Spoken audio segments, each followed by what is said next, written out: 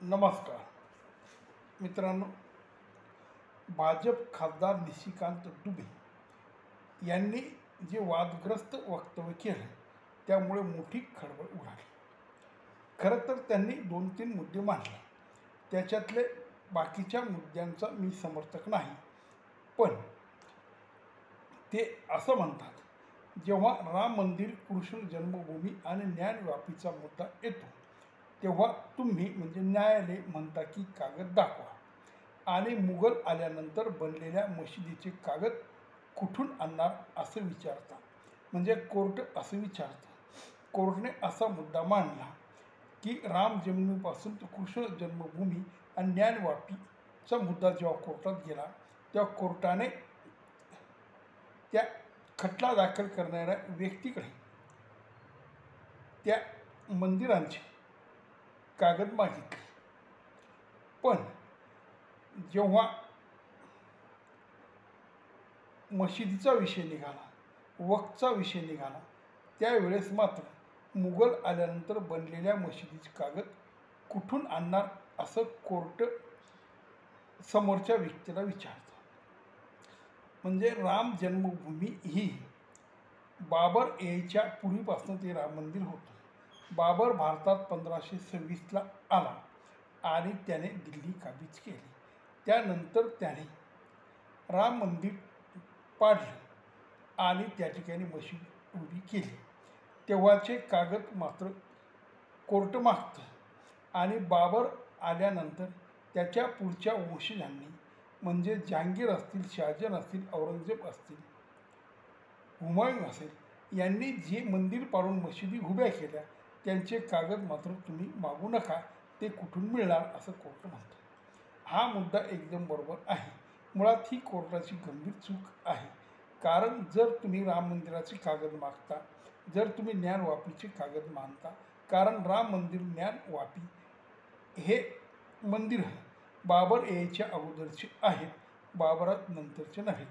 कारण बाबराने त्या ठिकाणी ते मंदिरं पाडून मशिदी बांधल्या.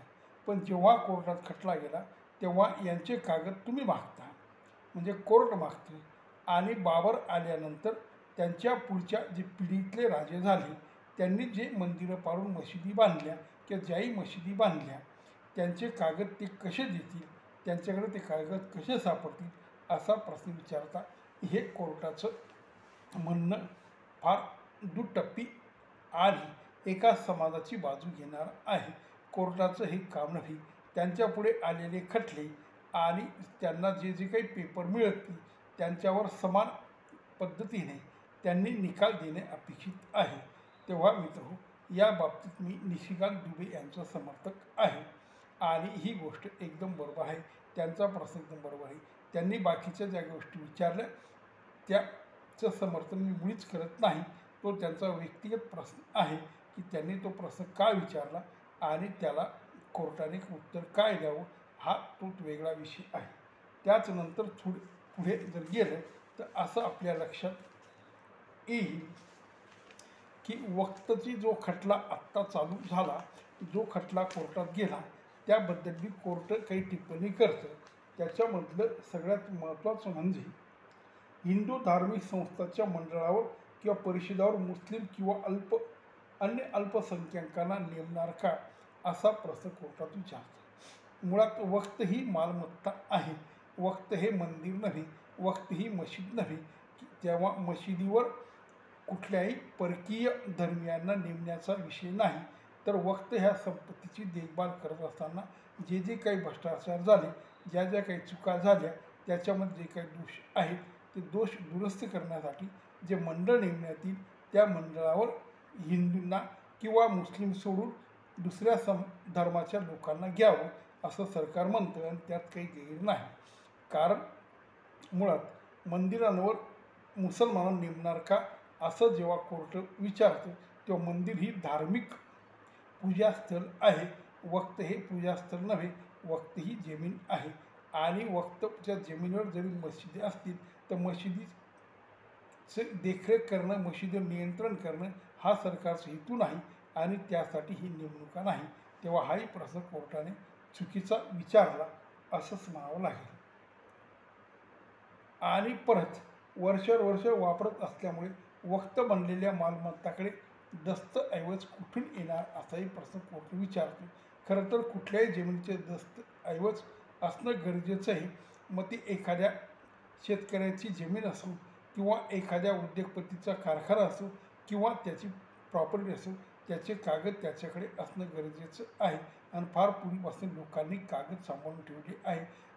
वेगवेगळ्या जुन्या काळच्या राजांनी ज्या सनिदा दिलेल्या आहेत त्यासुद्धा लोकांनी 500-1000 वर्षापासून जपून ठेवल्या. तेव्हा हे म्हणणं चुकीचं आहे की वक्तकडे पेपर कसे असतील. जर वक्तकडे पेपर कसे असतील हा प्रश्न तुम्ही विचारता, तर मंदिराकडे पेपर मागताना हा प्रश्न तुमच्या कसा लक्षात येत नाही. मग हिंदू धार्मिक मंडळावर मुस्लिमांची नेमणूक करणार का, हाही प्रश्न त्यासोबत आला. तेव्हा मित्र मी फक्त दुबेंचं एवढ्यासाठी समर्थन केलं त्यांच्या एका मुद्द्यांचं. हे बाकीचे मुद्दे जे आहेत यांचा आणि दुबेंचा काही संबंध नाही. हे मी व्यक्तिगत जे पेपरात वाचलं, कोर्टाने जे प्रश्न विचारले त्याच्यावर मी बोललो आहे. तेव्हा या गोष्टीचा दुबेचा काही संबंध नाही. दुबे फक्त जे कागद मागितले, कागद हिंदू मंदिरांचे आणि मुस्लिम मशिदींचे कागद सरकार कोर्ट मागत नाही. याच्यावर दुबेने प्रश्न विचारला तो बरोबर आहे, एवढंच मी समर्थन करतो. नमस्कार.